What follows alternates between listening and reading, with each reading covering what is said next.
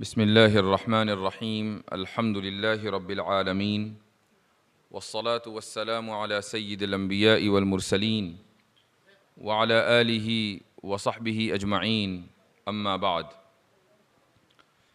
فقد قال النبي صلى الله عليه وسلم ستفترق أمتي إلى 73 فرقة كلهم في النار إلا واحدة قيل من هي يا رسول الله قال النبي صلى الله عليه وسلم هي على ما أنا عليه وأصحابي أو كما قال عليه الصلاة والسلام۔ حضرات علماء کرام، معززین اور طلبہ عزیز، اس شہر میں میری پہلی مرتبہ حاضری ہوئی ہے اور یہ دیکھ کر بڑی مسرت ہوئی ہے کہ گجرات کے تقریباً ہر شہر میں علماء کی کثرت بھی ہے اور علماء سے محبت کرنے والوں کی کثرت بھی ہے۔ اس ملک کے دیگر علاقوں کے مقابلے میں جو دینی تحریکات یا دینی ایکٹیویٹیز ہیں وہ یہاں زیادہ ہیں اور دوسرے علاقوں میں نے کم پائی ہیں۔ دارالعلوم دیوبند اگرچہ ہمارے علاقے میں ہے، یو پی میں ہے، مظاہر علوم وہیں پر ہے، ندوہ وہیں پر ہے، بڑے بڑے ادارے وہیں پر ہیں، لیکن عوامی سطح پر جو ایکٹیویٹیز ہم یہاں دیکھ رہے ہیں وہ یو پی کے علاقوں میں تقریباً ناپید ہیں، اور اس کی وجہ یہی ہے کہ اللہ تعالیٰ نے آپ کے یہاں علماء کے دلوں میں یہ بات ڈال دی ہے کہ وہ مختلف مفید کام قوم و ملت کے لیے کریں، اجتماعی طور پر کریں، اور اسی طریقے سے اصحاب خیر کے دل میں یہ بات ڈال دی ہے کہ وہ ان علماء کا تعاون کریں، اور اس لیے یہ باغ و بہار ہمیں نظر آ رہی ہے۔ ہم خواہ کسی بھی ملک میں رہیں، بحیثیت مسلمان کے کچھ مسائل کا ہمیں سامنا رہے گا، خواہ ہم اس ملک میں اور اس صوبے میں رہیں یا یہ کہ ہم دنیا کے دیگر علاقوں میں، مثلا میں امریکہ میں رہتا ہوں، وہاں پر بھی یہی مسائل ہیں کہ مسلمانوں میں آپسی اختلافات بھی پائے جاتے ہیں، اور اسی طریقے سے مسلمانوں کو ایک بیرونی محاذ کا بھی سامنا ہے، اندرونی محاذ بھی ہے اور بیرونی محاذ بھی ہے۔ سوال یہاں پر یہ ہوتا ہے کہ یہ اتنے سارے محاذ کیوں قائم ہوئے؟ کیا وجہ ہے کہ اتنا اختلاف پایا جاتا ہے؟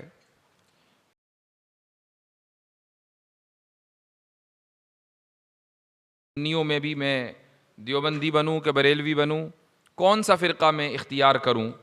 چونکہ جب سبھی فرقوں کو سوائے ایک کے، اہل سنت کے، جہنم میں جانا ہے تو پھر اتنا اسٹرگل کرنے کہ اسلام بھی قبول کیا اور غلطی سے کسی غلط فرقے میں چلے گئے اور اس کے بعد بھی ٹھکانہ جہنم ہی رہا تو کیا فائدہ ہوا؟ تو یہ پہچان کیسے ہو کہ ایک مسلمان کے جو دین میں داخل ہو رہا ہے، یا یہ کہ ایک مسلمان کہ جس کی پیدائش ہی ایک مسلم گھرانے میں ہوئی ہے، وہ کس طریقے سے اپنی زندگی کو ان عقائد کے اوپر باقی رکھے کہ جن پر باقی رہتے ہوئے اس بات کی توقع اور امید کی جا سکتی ہے اللہ کی ذات سے کہ وہ اس شخص کو سزا نہیں دے گا، کم سے کم عقیدوں کے حوالے سے۔ اس امت میں جو تفریق ہے وہ کوئی نئی نہیں ہے، اس امت میں اختلاف کوئی نیا نہیں ہے، یہ اختلاف دور صحابہ سے چلا آ رہا ہے عقیدے کی بنیاد پر، لیکن یہ اختلاف صحابہ کے درمیان نہیں ہوا ہے، یہ صحابہ اور غیر صحابہ کے درمیان ہوا ہے دور صحابہ سے۔ مثلا آپ قدریہ کے نام سے واقف ہوں گے، یہاں چونکہ علماء کی مجلس ہے اس لیے میں زیادہ ڈیٹیل میں جائے بغیر صرف چند اصطلاحات کے ذکر پر اکتفا کروں گا چونکہ آپ اس کو بخوبی سمجھ سکتے ہیں۔ قدریہ کے تعلق سے ایک روایت صحیح مسلم میں آتی ہے، بالکل شروع میں پہلی روایت ہے۔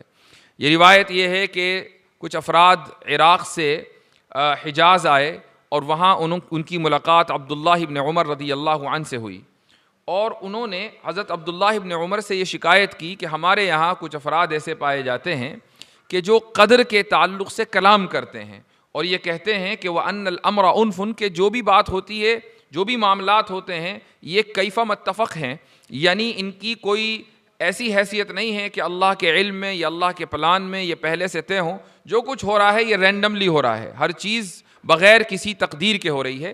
ایسے بھی لوگ ہیں جو اس بات پر ایمان رکھتے ہیں. تو عبداللہ ابن عمر رضی اللہ عنہ نے یہ فرمایا کہ جب تم جاؤ تو ان سے اعلان برات کر دینا میری طرف سے کہ ہمارا ان سے کوئی تعلق نہیں اور ان کا ہم سے کوئی تعلق نہیں. اور اس کے بعد پھر حضرت عبداللہ ابن عمر رضی اللہ عنہ نے وہ حدیث مشہور روایت کی جس کو ہم حدیث جبریل کہتے ہیں, اور اس میں اس کا جو محل استشہاد ہے وہ یہ ہے کہ جب جبریل علیہ الصلاۃ والسلام نے رسول اللہ صلی اللہ علیہ وسلم سے یہ سوال کیا تھا کہ مل ایمان, تو آپ علیہ الصلاۃ والسلام نے اس کے جواب میں قدر کا لفظ ذکر کیا تھا کہ وَأَن تُؤْمِنَ بِالْقَدْرِ خَيْرِهِ وَشَرِّهِ. تو اس طریقے سے اس حدیث کا تعلق اس پورے پس منظر یا کانورسیشن سے ہو جاتا ہے. تو قدریہ وہ فرقہ ہے کہ جو دور صحابہ میں پیدا ہو چکا تھا. شیعہ دور صحابہ میں پیدا ہو چکے تھے, اور اس کے بعد قدریہ میں جب ترقی ہوئی تو پھر یہی معتزلہ کی شکل اختیار کر گئے. معتزلہ کوئی الگ سے گروپ نہیں تھا, یہی لوگ ترقی کرتے کرتے معتزلہ بنے ہیں. تو اختلاف اس امت میں پہلے دن سے, یا کہہ لیں کہ آپ صلی اللہ علیہ وسلم کی وفات کے بعد سے چلا آ رہا ہے. اور یہ اختلاف کوئی ایسی چیز نہیں ہے کہ جہاں ہوگا, اختلاف کا مطلب یہ ہے کہ اب اسلام کا پیغام حق نہیں رہا, اب اسلام کا پیغام فرسودہ یا باطل ہو گیا. یہ کوئی ضروری نہیں ہے کہ جہاں اختلاف ہو اسی چیز کو آپ باطل مان لیں, بلکہ اختلاف وہیں ہوتا ہے کہ جہاں لوگ اپنی عقل استعمال کرتے ہیں, اور بعض مرتبہ لوگ اپنی عقل کو نقل کے مقابلے پر استعمال کرتے ہیں اور نقل کو مرجوح قرار دے کر عقل کو راجح قرار دیتے ہیں. اسی لیے اہل سنت والجماعت سے یہ لوگ خارج ہو جاتے ہیں. تو ایک اصطلاح ہمارے یہاں اہل سنت کی رائج ہے. اہل سنت کوئی فرقہ نہیں ہے, یہ وہ جماعت ہے جو رسول اکرم صلی اللہ علیہ وسلم کی سنت اور صحابہ کرام کے طریقے پر عمل پیرا ہے, اور یہاں سے الگ الگ فرقے ان سے نکلتے رہے اور اہل سنت سے خارج ہوتے رہے. ایک اور اصطلاح ہے جس کو ہم بولتے ہیں اہل قبلہ. یہ اہل قبلہ کون ہیں؟ کیا اہل قبلہ صرف وہ ہیں کہ جو قبلے کی طرف رخ کر کے نماز پڑھ لیں؟ اگر اس کا مطلب یہ ہے تو پھر قادیانی بھی اہل قبلہ ہیں, ان کو بھی مسلمان مان لینا چاہیے. پھر اس طرح تو بہت ساری جماعتیں ہوں گی کہ محض قبلے کی طرف رخ کر کے نماز پڑھ لینے سے ہمیں ان کو مسلمان تسلیم کرنا ہوگا. ایسا نہیں ہے. اہل قبلہ ایک ٹرم ہے, ایک اصطلاح ہے جس کے معنی آتے ہیں ضروریات دین کو تسلیم کرنے والا, کہ جو شخص ضروریات دین کو تسلیم کرے وہ اہل قبلہ میں شامل ہے. مثال کے طور پر جو شخص نماز کو اس کی حیت قضائی کے ساتھ پڑھے وہ اہل قبلہ میں شامل ہے. جو شخص ختم نبوت کو بغیر کسی تعویل کے تسلیم کرے وہ اہل قبلہ میں شامل ہے. اگر وہ اس میں تعویل کرنے لگے کہ نہیں جی یہاں ذلی مراد ہے اور بروزی مراد ہے اور تقسیمیں کرنے لگے تو ایسا شخص اہل قبلہ میں شامل نہیں ہے, خواہ وہ دن رات قبلے کی طرف رخ کر کے نماز ہی کیوں نہ پڑھتا رہتا ہو. تو اہل قبلہ کی بھی تعریف متعین ہے اور اہل سنت کی بھی تعریف متعین ہے. پھر ہمارے لٹریچر میں بہت سے اختلافی مسائل بھی ملتے ہیں. ان مسائل کو ہم دو قسموں میں تقسیم کر سکتے ہیں. پہلے مسائل وہ ہیں کہ جو منصوص ہیں, قرآن میں موجود ہیں, احادیث میں موجود ہیں, احادیث مشہورہ میں متواترہ میں موجود ہیں, اور ان مسائل میں اختلاف ہوا ہے اور کچھ لوگوں نے ان مسائل کو عقل کے مخالف ہونے کی وجہ سے ان میں تعویل کی اور ان کا انکار کر دیا. مثال کے طور پر عذاب قبر. عذاب قبر کا مسئلہ منصوص مسئلہ ہے. کچھ لوگوں کے سمجھ میں نہیں آتا کہ جب ایک انسان کا حساب و کتاب روز جزا میں ہونا ہے تو پھر قبر میں عذاب کا کیا مطلب؟ ابھی تو حساب و کتاب نہیں ہوا اور عذاب پہلے شروع ہو گیا. نعیم قبر کا کیا مطلب؟ ابھی تو حساب و کتاب کے بعد اس کو جنت میں جانا ہے اور قبر کی آسانیاں اور آسائشیں پہلے شروع ہو گئیں. تو جب ان لوگوں کو یہ سمجھ میں نہیں آیا تو انہوں نے عذاب قبر کا انکار کر دیا اور ان نصوص کے اندر تعویل شروع کر دی کہ جن نصوص سے ہمیں یہ پتہ چلتا ہے کہ قبر کا عذاب حق ہے. ایسے لوگوں کو اہل سنت والجماعت سے خارج سمجھا جاتا ہے. معتزلہ کا یہی موقف ہے. اسی طرح دوسرا مسئلہ ہے رویت کا, کہ اللہ سبحانہ و تعالیٰ کی رویت روز جزا میں آخرت میں واقع ہوگی. نہ صرف یہ کہ ممکن ہے بلکہ اس کا وقوع بھی ہے, اور اس دنیا میں امکان ہے لیکن وقوع نہیں ہے. یہ مسئلہ بھی بہت سے لوگوں کے سمجھ میں نہیں آیا اور انہوں نے ان آیتوں کی اندر تعویل کی اور اس مسئلے کا انکار کر دیا. یہ لوگ بھی اہل سنت والجماعت سے خارج پائے. اسی طریقے سے ایک دوسرا مسئلہ پایا جاتا ہے, وہ ہے خلق افعال کا, کہ بہت سے لوگوں کو یہ بات سمجھ میں نہیں آئی کہ اگر ہمارے اعمال کے اوپر ہمارا محاسبہ ہونا ہے تو پھر ہمارے اعمال کے خالق بھی ہم ہی ٹھہرے. یہ کیسے ممکن ہے کہ ہمارے اعمال کی خلق، اس کی تخلیق تو اللہ تعالیٰ کرے اور محاسبہ ہم سے ہو؟ اگر محاسبہ ہم سے ہونا ہے تو پھر تخلیق بھی ہمارے اعمال کی ہم ہی کریں گے، کسب بھی ہم ہی کریں گے. یہ ممکن نہیں ہے کہ خلق کوئی اور کرے اور اس کا محاسبہ کسی اور سے ہو. جب یہ مسئلہ ان کو سمجھ میں نہیں آیا تو انہوں نے تعویل کی اور یہ کہا کہ اللہ تعالیٰ اپنے افعال کا خالق ہے اور بندے اپنے افعال کے خالق ہیں. اور اس طریقے سے یہ اختلافات ہوئے. وہ تمام کے تمام مسائل کہ جو منصوص ہیں قرآن میں، سنت میں، ان میں جب اختلاف ہوا اور نصوص کے اندر تعویل کی گئی تو اس تعویل کے نتیجے میں اہل سنت سے ان لوگوں کو خارج کر دیا گیا. وہ لوگ کہ جو ان مسائل کے قائل ہیں، مثلا وہ افعال کے خالق بندوں کو بناتے ہیں، وہ رویت کا انکار کرتے ہیں، وہ پلسرات کا انکار کرتے ہیں، وہ جہنم میں جانے سے پہلے عذاب قبر کا انکار کرتے ہیں، وغیرہ وغیرہ.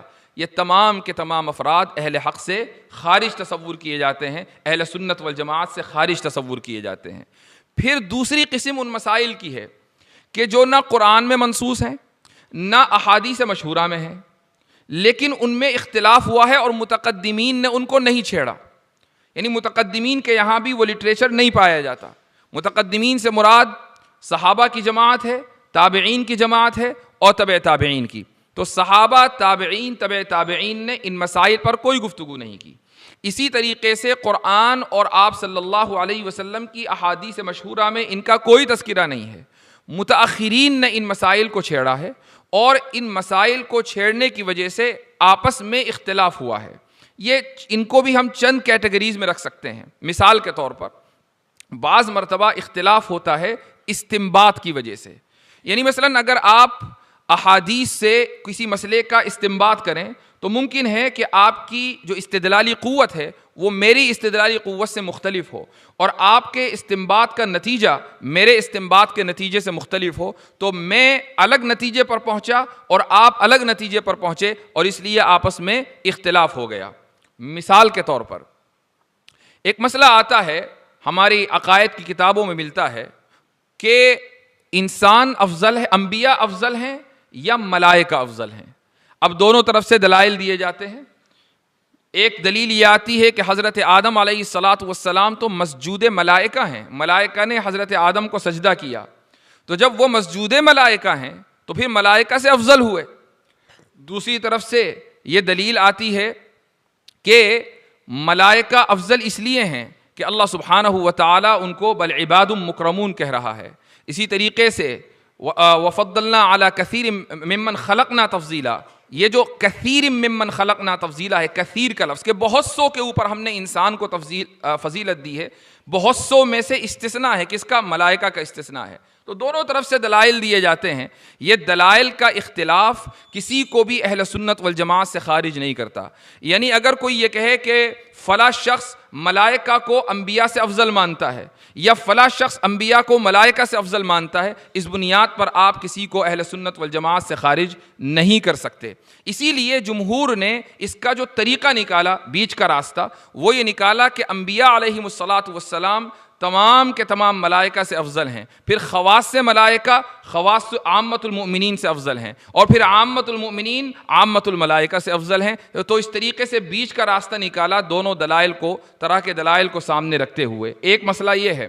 دوسرا مسئلہ یہ ہے کہ حضرت فاطمہ رضی اللہ عنہا افضل ہیں یا سیدہ عائشہ رضی اللہ عنہا افضل ہیں. مثلا حدیث میں یہ آتا ہے کہ فاطمہ بضعۃ منی، کہ فاطمہ میرا جگر گوشہ ہیں. اسی طریقے سے آپ نے فرما دیا کہ فاطمہ سیدۃ نساء اہل الجنہ.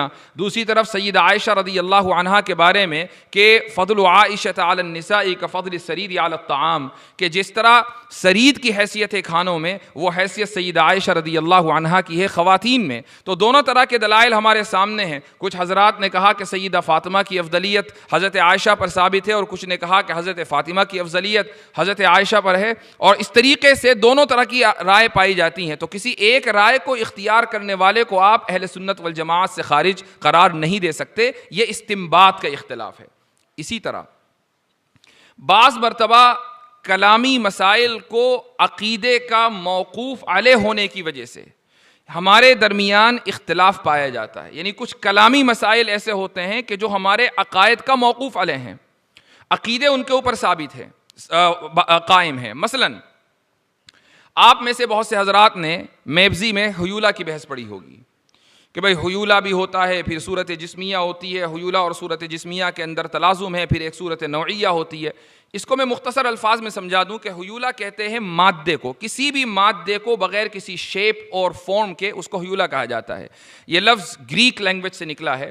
ارسطو کے سامنے مادے کو بیان کرنے کے لیے کوئی لفظ نہیں تھا، تو اس نے اپنی زبان میں لکڑی کے لیے جو لفظ آتا ہے وہ مستعار لیا اور مادے کے لیے استعمال کرنا شروع کیا۔ لفظ گریک لفظ ہے ہائل، HYLE۔ ہائل کو اس نے حیولہ، بعد میں جب اس کی تعریف ہوئی تو حیولہ کہا جانے لگا۔ اصلاً ہائل لکڑی کے لیے آتا ہے، لیکن بعد میں مادے کو بیان کرنے کے لیے کہ جس کی ابھی کوئی فارم اور شیپ نہیں ہے۔ پھر صورت جسمیہ، صورت جسمیہ کیا ہے؟ ایک صاحب نے مجھ سے سوال کیا کہ کیا حیولہ کو صورت جسمیہ کے بغیر ہم سمجھ سکتے ہیں یا اس کا تصور کر سکتے ہیں؟ تو میں نے ان سے سوال کیا کہ آپ ایک کام کریں، مجھے کوئی بھی میٹر، چاہے وہ لکڑی ہو، وہ پتھر ہو، وہ کچھ بھی ہو، بغیر کسی فارم اور شیپ کے ذرا تصور کر کے دکھائیں۔ 5 منٹ کا ٹائم ہے۔ آپ کوئی بھی مادہ بغیر کسی فارم اور شیپ کے تصور ہی نہیں کر سکتے، یہ انسان کو قدرت ہی نہیں دی گئی ہے۔ تو جب ایسا ہے تو یہ جو فارم اور شیپ ہے یہی صورت جسمیہ ہے، اور وہ جو مادہ ہے وہ حیولہ ہے۔ پھر صورت نوعیہ، صورت نوعیہ کیا ہے؟ یہ جو ہماری آپ کی شکلیں ہیں، جو ہماری نوع کو دوسری انواع سے ممتاز کرتی ہیں، کہ ہم مثلا گھوڑے کو دیکھ کر پہچان لیتے ہیں کہ یہ گھوڑا ہے، گدھے کو پہچان لیتے ہیں کہ یہ گدھا ہے، انسان دیکھ کر ہمیں کوئی کنفیوژن نہیں ہوتا کہ یہ انسان ہے یا بندر ہے۔ ان لوگوں کو ہوتا ہوگا لیکن بہرحال ہمیں نہیں ہوتا ہے۔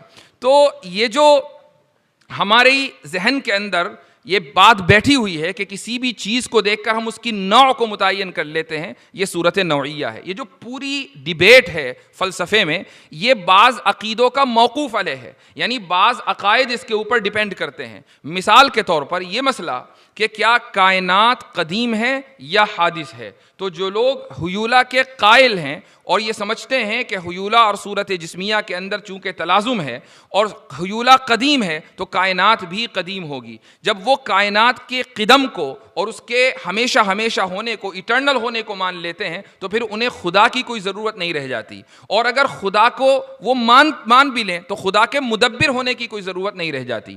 آپ دیکھیں گے کہ ہندوؤں میں آریہ سماج کا ایک طبقہ پایا جاتا ہے۔ آریہ سماجیوں کے یہاں 3 چیزیں قدیم ہیں۔ خدا کی ذات قدیم ہے، یہ کائنات یعنی مادہ قدیم ہے، اور اسی طریقے سے روح قدیم ہے۔ یہ 3 چیزیں آریہ سماجیوں کے یہاں قدیم ہیں، اور یہ شرک اس لیے ہے کہ قدیم ہونا خدا کی صفت ہے، اور جس طریقے سے ذات کے اندر شرک کہلاتی ہے، اسی طریقے سے صفات میں شرکت بھی شرک کہلاتی ہے۔ تو آریہ سماجی جو اپنے آپ کو موحدین ہونا ثابت کرتے ہیں، ان کی توحید پر بھی سوالیہ نشان لگا ہوا ہے۔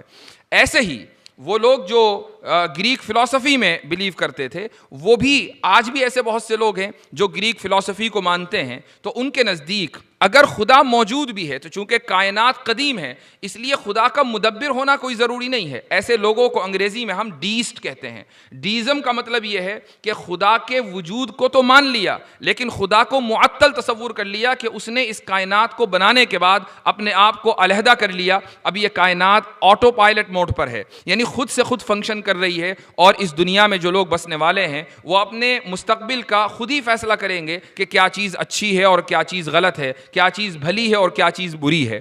تو یہ جو کلامی مسئلہ ہے حیولہ کا، یہ ایک بہت اہم مسئلہ ہے کہ جس کو ہم میبزی اور دیگر فلسفوں کی کتابوں میں پڑھتے ہیں۔ دوسری طرف پھر آگے چل کر مسئلہ آتا ہے جزء لا یتجزا کا، کہ جزء لا یتجزا کا مطلب یہ ہوا کہ اس کائنات کو اگر آپ تقسیم کرتے رہیں تو آخر کار آپ ایسے جز پر پہنچ جائیں گے کہ جس کو مزید تقسیم نہیں کیا جا سکے گا۔ اسی کو ہم انگریزی میں بولتے ہیں انڈیویزیبل پارٹیکل۔ تو انڈیویزیبل پارٹیکل کہ ایسا پارٹیکل کہ جس کو ڈیوائیڈ نہیں کر سکتے، جب آپ اس کو ڈیوائیڈ ڈیسائیڈ نہیں کر سکتے تو اس کا وجود کہاں سے ہوا؟ اس کا وجود یقیناً عدم سے ہوا، اور عدم سے وجود میں لانے والی ذات کو محدث اور موجد کہتے ہیں۔ تو اس طریقے سے ہم ثابت کرتے ہیں کہ خدا کا وجود ہے۔ تو اگر آپ حیولہ کو قدیم مان لیں گے تو جزء لا یتجزا کو نہیں ماننا جائز نہیں ہوگا، اور اگر جزء لا یتجزا کو مان لیں گے تو حیولہ کو قدیم ماننا درست نہیں ہوگا۔ یہ پوری کلامی بحث ہے کہ جو ہماری کتابوں کے اندر ہمیں پڑھائی جاتی ہے، میبزی میں پڑھائی جاتی ہے، شرح قائد میں پڑھائی جاتی ہے، شرح مقاصد میں پڑھائی جاتی ہے،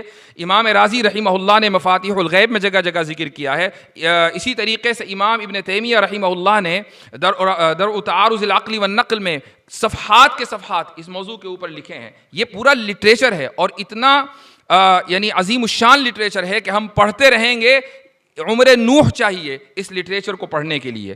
یہ سارے کے سارے جو مسائل ہیں بظاہر آج ہمیں لگتا ہے کہ شاید یہ بالکل irrelevant مسائل ہو چکے ہیں، ہمیں ایسا لگتا ہے کہ یہ کیا بات ہو رہی ہے کہ ارسطو نے کہہ دیا کہ حیولہ قدیم ہے، اس سے ہمارے عقیدے کا کیا لینا دینا؟ میں نے ابھی بتایا کہ یہ لینا دینا ہے کہ اگر ہم نے حیولہ کو قدیم اور ایٹرنل مان لیا تو پھر خدا ہی کی ضرورت نہیں رہی۔ خدا کے وجود پر ایمان لانا بنیادی عقیدہ ہے۔ اگر وہ عقیدہ حیولہ کے قدیم ہونے کو ماننے سے متزلزل ہوتا ہو تو ہمیں پڑھنا پڑے گا کہ حیولہ قدیم ہے یا حادث، ہمیں پڑھنا پڑے گا کہ صورت جسمیہ کیا ہے، ہمیں پڑھنا پڑے گا کہ صورت نوعیہ کیا ہے۔ یہاں تک کہ ڈاروینین ایوولوشن جب آپ پڑھتے ہیں تو اب آپ دیکھیں کہ یہ ڈاروینین ایوولوشن ایک بالکل نیا سبجیکٹ ہے۔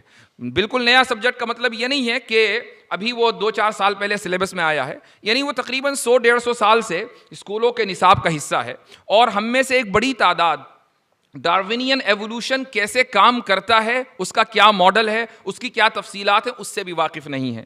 میں ایک بات مثال کے طور پر یہ کہتا ہوں کہ بہت سے لوگ یہ سمجھتے ہیں کہ ایوولوشن کا مطلب یہ ہوا کہ انسان کبھی بندر تھا، بندر سے ترقی کرتے کرتے وہ انسان بنا ہے، حالانکہ ڈاروینین ایوولوشن اس بات کا قائل نہیں ہے۔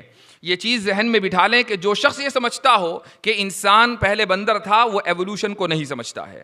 ڈاروین اینڈ ایوولوشن پوری ایک سائنس ہے، اس کے پیچھے ماڈلز ہیں، اس کے پیچھے کیلکولیشنز ہیں، اس کے پیچھے دلائل ہیں۔ یہ الگ بات ہے کہ ہم ان دلائل کو صحیح تصور نہیں کرتے ہیں اور دلائل کا جواب سائنسی دلائل ہی کی روشنی میں دیتے ہیں، لیکن ڈاروینین ایوولوشن بہرحال ایک جدید چیز ہے جو ہم پڑھ سکتے ہیں، پڑھا سکتے ہیں اپنے اسکولوں میں۔ صورت نوعیہ، یہ جو لفظ صورت نوعیہ ہے، اس کا تعلق ڈاروینین ایوولوشن سے ہے۔ یعنی ڈاروینین ایوولوشن کا مطلب یہ ہے کہ ایک نوع سے دوسری نوع کیسے وجود میں آتی ہے۔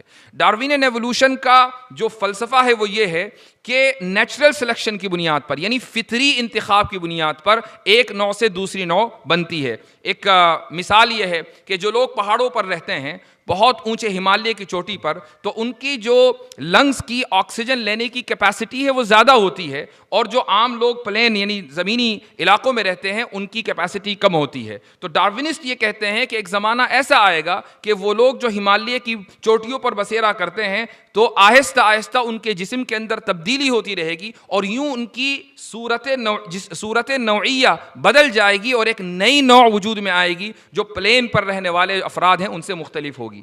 تو صورت نوعیہ کا تذکرہ کہاں آتا ہے؟ ڈاروینین ایوولوشن میں آتا ہے۔ یہ لفظ آپ فلسفے کی کتاب میبزی میں پڑھ چکے ہیں۔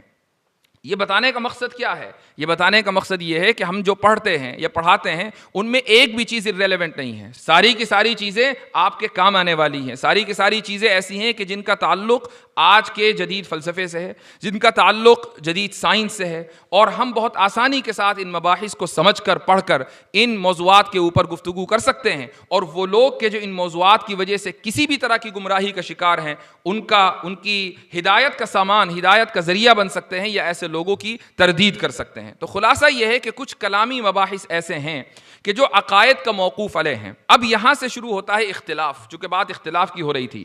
ابن تیمیہ رحمہ اللہ کے نزدیک یہاں یہ مسئلہ آتا ہے کہ حیولہ یا جزء لا یتجزا وغیرہ کے اوپر گفتگو کرنا یا حیولہ کے رد میں جزء لا یتجزا کو ماننا بدعت ہے۔ وہ جزء لا یتجزا کے قائل نہیں ہے، اشاعرہ جزء لا یتجزا کے قائل ہیں۔ اب جزء لا یتجزا کا ذکر قرآن میں نہیں، جزء لا یتجزا کا ذکر حدیث میں نہیں، تو اب اگر یہ اختلاف ہوا ہے تو اس اختلاف کی بنیاد پر آپ یہ نہیں کہہ سکتے کہ فلاں شخص اہل سنت سے خارج ہے اور فلاں شخص اہل سنت سے میں داخل ہے۔ حضرت نانوتوی قدس سرہ نے جزء لا یتجزا کو اگرچہ قرآن سے ثابت کیا ہے لیکن وہ قرآن میں ہے نہیں۔ وہ فرماتے ہیں کہ وَمَزَّقْنَاهُمْ كُلَّ مُمَزَّقٍ، یہ جو کُلّ ممزق ہے یہی جزء لا یتجزا ہے۔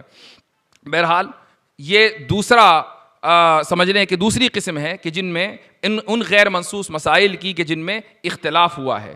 تیسری قسم غیر منصوص مسائل کی ایسی ہے کہ جن میں اختلاف ہوا ہے، قرآن و سنت پر تو اتفاق ہے لیکن ان کی تفسیر اور تشریح و تعویل میں اختلاف پایا جاتا ہے. مثال کے طور پر سمع و بصر، یہ دونوں کے دونوں اللہ تعالیٰ کی صفات ہیں.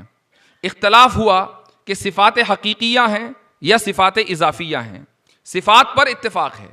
تو اگر کوئی جماعت یہ کہے کہ یہ صفات حقیقیہ ہیں اور دوسری جماعت یہ کہے کہ یہ صفات اضافیہ ہیں اور ان کا مرجع علم ہے، یعنی سمع اور بصر کا جو مرجع ہے وہ علم الہی ہے، علم صفت حقیقی ہے، تو اس کی بنیاد پر اہل سنت اور غیر اہل سنت کا فیصلہ نہیں ہوگا. اسی طریقے سے ایک دوسرا مسئلہ ہے، وہ یہ کہ صفات حقیقیہ کی ہم تعویل کر سکتے ہیں یا نہیں کر سکتے. میں ایک صفت آتی ہے رحمت. اللہ سبحانہ و تعالی رحیم ہے. اللہ کا رحیم ہونا اشاعرہ کے نزدیک صفت اضافی ہے، صفت حقیقی نہیں ہے. اشاعرہ اور ماتریدیہ میں صرف اختلاف یہ ہے کہ صفت حقیقی 7 ہیں یا 8 ہیں، ان میں رحمت نہیں ہے. تو رحمت صفت اضافیہ ہے. رحمت کے معنی کیا آتے ہیں؟ رحمت کے معنی آتے ہیں انعطاف قلب، یعنی قلب کا متوجہ ہو جانا. اب اللہ کے قلب تو ہے نہیں، چونکہ قلب ہوگا تو جسم بھی ہوگا، اللہ تعالیٰ تو جسم سے پاک ہے. تو جب اللہ کے لیے ہم رحمت کا لفظ استعمال کریں گے تو ہم دراصل اس انعطاف قلب کی غایت مراد لیں گے. یعنی میرا دل اگر آپ کی طرف یا آپ کا دل میری طرف اگر متوجہ ہے تو اس کا نتیجہ کیا نکلا؟ اس کا نتیجہ یہ نکلا کہ آپ لا محالہ میرے اوپر کچھ نہ کچھ احسان کریں گے. وہ احسان روحانی بھی ہو سکتا ہے، مادی بھی ہو سکتا ہے، اخلاقی بھی ہو سکتا ہے، کسی بھی طرح کا احسان ہو سکتا ہے. ایسے ہی اللہ کے لیے جب ہم رحمت مراد لیں گے تو رحمت کی غایت یعنی توجہ اور احسان مراد ہوتا ہے کہ اللہ رحم کرنے والا ہے یعنی احسان کرنے والا ہے. یہ انعطاف قلب کی غایت ہے. اب اختلاف ہوا کہ بھئی صفات اضافیہ میں تو یہ مسئلہ چل جاتا ہے، کیا صفات حقیقیہ کی بھی ہم اسی طریقے سے تعویل کر سکتے ہیں کہ ہم صفات حقیقیہ کی غایت مراد لیں اور تعویل کر دیں، یا اس کو اس کے ظاہر پر رکھیں؟ دونوں طرح کی رائے پائی جاتی ہیں. اثری جو اسکول آف تھاٹ ہے ان کے نزدیک تعویل نہیں کی جائے گی، اشاعرہ کے نزدیک تعویل کی جا سکتی ہے. اب تعویل کی بنیاد پر آپ یہ نہیں کہہ سکتے کہ فلاں اہل سنت میں داخل ہے اور فلاں اہل سنت میں خارج ہے. ہمارا جو اختلاف سلفیوں سے ہے، سو کالڈ سلفی، ان سے یہی ہے کہ تم تعویل کی بنیاد پر ہمیں اہل سنت سے خارج کر دیتے ہو، جبکہ تعویل کا جو طریقہ ہے یہ اگرچہ بعد میں ہوا ہے لیکن یہ ایک غیر منصوص مسئلہ ہے. ایسا نہیں ہے کہ اللہ سبحانہ و تعالیٰ نے یا رسول اکرم صلی اللہ علیہ وسلم نے صراحتاً کسی نص میں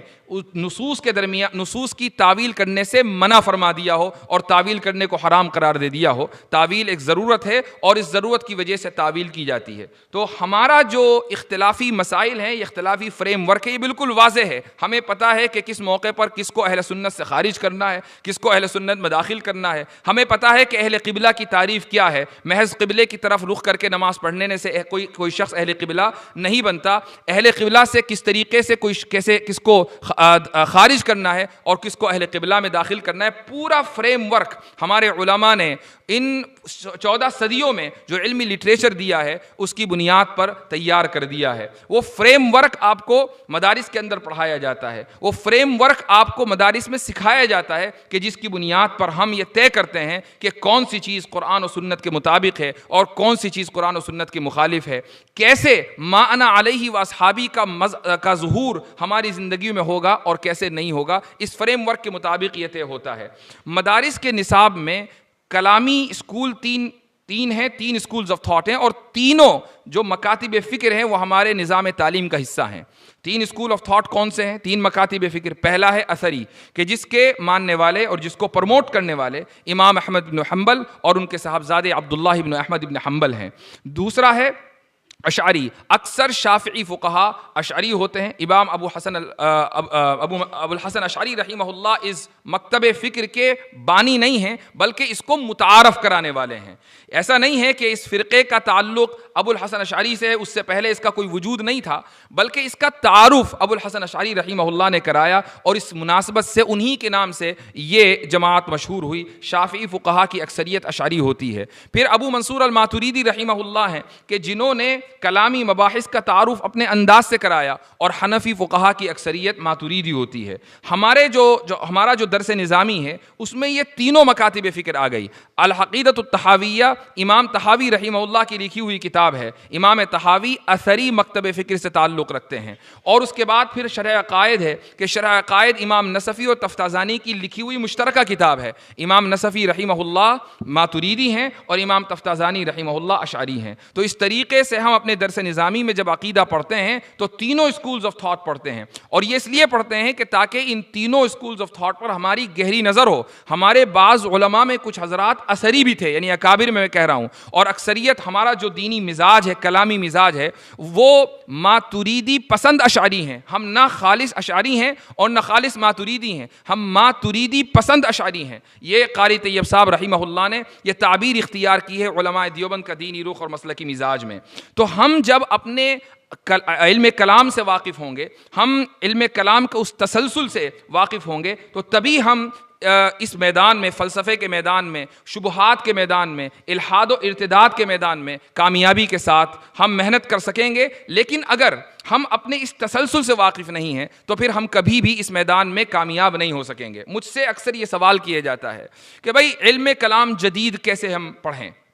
میں اس کا جواب صرف یہ دیتا ہوں کہ اگر آپ نے علم کلام قدیم نہیں پڑھا تو آپ علم کلام جدید نہیں پڑھ سکتے، بلکہ حضرت تھانوی رحمہ اللہ کی زبان میں علم کلام جدید کوئی چیز ہی نہیں ہے۔ علم کلام جدید کیا ہے؟ وہ صرف نئی مثالوں کا نام ہے۔ میں نے ابھی صورت نوعیہ کا انطباق ڈاروینین ایوولوشن کے اوپر کیا، مثال نہیں ہو گئی یہ علم کلام جدید ہے۔ کیا صورت نوعیہ کو آپ نے علم کلام قدیم میں نہیں پڑھا تھا؟ بالکل پڑھا تھا۔ تو اگر آپ علم کلام قدیم سے واقف ہوں گے تو صرف مثالوں کو اپ ڈیٹ کرنا آپ کا کام ہوگا، اور اپڈیٹ کرتے ہی وہ کلام جدید بن جائے گا۔ لیکن اگر مثالیں قدیم ہوں گی تو ظاہر ہے کہ آپ کے کلام میں وہ تاثیر نہیں ہوگی، لوگ اس کو سمجھ نہیں پائیں گے۔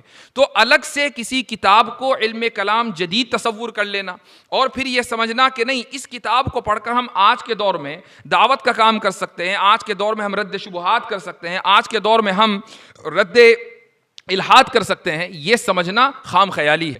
ایسے لوگ کہ جو تسلسل، روایت کے تسلسل سے اپنے آپ کو نہیں جوڑتے، وہ کبھی بھی اس میدان میں کامیاب نہیں ہو پائیں گے۔ اس کی ایک مثال لے لیجئے کہ اگر آپ ایک کامیاب فقیہ بننا چاہتے ہوں اور آپ صرف ایک فقہ کی کوئی نئی کتاب پڑھ لیں جو آج کے دور میں لکھی گئی ہے، اور آپ نہ قدوری سے واقف ہو، نہ آپ نے ہدایہ پڑھی ہو، نہ آپ نے کنز الدقائق کی ورق گردانی کی ہو، نہ آپ کو پتا ہو کہ بدائع الصنائع بھی کوئی کتاب ہے، البحر الرائق کو آپ نے کبھی نہ دیکھا ہو، اور پھر آپ یہ سمجھیں کہ الفقہ فی ثوبہ الجدید پڑھ کر میں فقیہ بن گیا ہوں، تو یہ ممکن نہیں ہے۔ آپ کو اپنی اس فقہی روایت سے، تسلسل سے جوڑنا پڑے گا، تب جا کر آپ فقیہ بنیں گے۔ اسی طریقے سے محدث، اگر کوئی شخص مثلاً حدیث کی کوئی نئی کتاب، ریاض الصالحین یا مثلاً فضائل اعمال یا مثلاً منتخب حدیث، کوئی بھی کتاب جو آج کے دور میں لکھی گئی ہے اور چاہے اس کا تعلق فضائل سے ہو کہ مسائل سے ہو، وہ پڑھ کر اپنے آپ کو محدث قرار دے لے، ممکن نہیں ہے۔ اس کو تسلسل سے اپنے آپ کو جوڑنا پڑے گا، اس کو جانا پڑے گا صحیح بخاری تک، اور اگر واقعی حقیقی معنوں میں محدث بننا ہے تو اس کے پیچھے بھی جھانکنا پڑے گا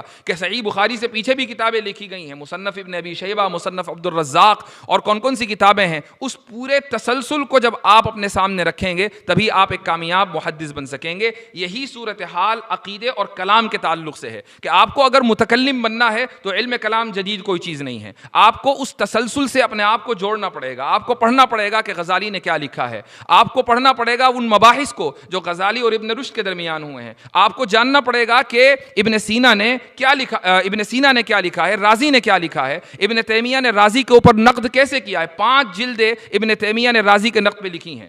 تو یہ تمام کی تمام چیزیں جب آپ کے سامنے ہوں گی، اور پھر نیچے آپ حجت اللہ پڑھیں گے، اس کے نیچے آپ آئیں گے تو عبقات پڑھیں گے، اس کے نیچے آپ آئیں گے تو حضرت نانوتوی کی کتب پڑھیں گے، اس کے نیچے آپ آئیں گے تو حضرت تھانوی قدس سرہ کی آپ کتابیں پڑھیں گے، تو جا کر آپ کو لگے گا کہ ہاں شروع سے لے کر آخر تک میں نے کلامی تسلسل سے اپنے آپ کو جوڑے رکھا ہے۔